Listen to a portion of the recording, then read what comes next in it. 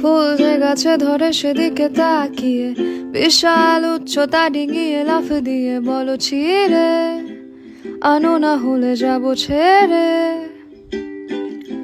কোনো সারা ছাড়া দরজার হাতল চেপে চট করে মুচড়ে দিয়ে আমাকে দেখে বলো যাবে নাকি নিয়ে যাবে তাকে সাথে।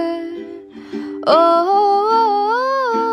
খপ করে আমার ঘাড়টা ধরে নিজের কাছে টেনে নিতে কি বাধা হয়ে দাঁড়িয়েছে। ও